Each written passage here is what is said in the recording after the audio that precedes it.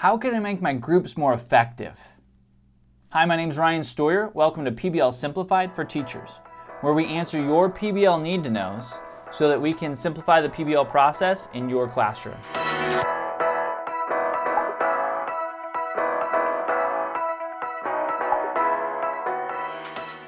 Groups have historically been awful for decades, maybe centuries. It's hard to tell, it goes back so far.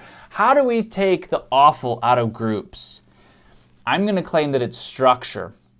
So what we're talking about right now is group contracts. And if you click right here, you can see a folder with group contracts in there. You'll see some Word docs or some Google Docs so that you can edit them and make them yours.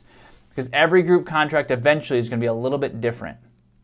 Some key portions you want to keep in there, I think, are strengths and weaknesses of group members.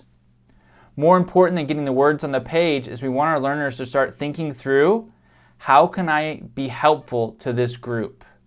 Right? We want them to have that thought instead of thinking this group's going to be awful.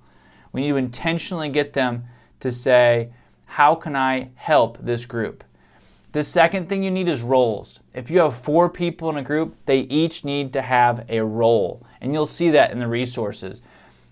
But if you don't have a role for every person in your group, that's going to be a stumbling block for your groups. Because at that point, you have a real possibility that you're going to have learners that aren't doing anything, and it's very difficult to hold them accountable. If you go and say, hey Ryan, your group says you're not doing any work, then I just say, I don't know what to do. They won't let me do anything. But if you have roles, when I respond that way, you can say, well, Ryan, what's your role? Well, my role is a technology guru, so I'm putting things into Prezi and say, okay, well, are you doing those things? No, I was just looking at Google Photos. I thought that was important. Okay, Ryan, well, that's not part of your job description, so I need you to do these 4 things that are in your job description, and I'll come in and check on you later today. Does that work? Yes, boss. Right? When you have defined roles, then there's clarity for the learner to start with, and it also gives you and group members the ability to hold people accountable.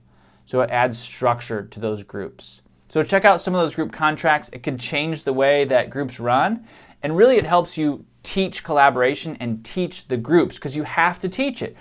Groups and collaboration is not a natural state for humans. Adults, our kids, it's not a natural thing, so we need protocols to be in place so we can learn those things. But once you do, like I would do that early on in the year, once you do that, you see a lot of fruit from that. And even when you do that, you're still going to have groups that aren't perfect, okay? Like a lot of our adult groups still aren't as productive as they could be, so you're going to need to mediate. And when you look at mediation, don't look at it as a headache, look at it as a learning opportunity that you'll bear fruit from later on, because you're going to have to mediate groups with teenagers.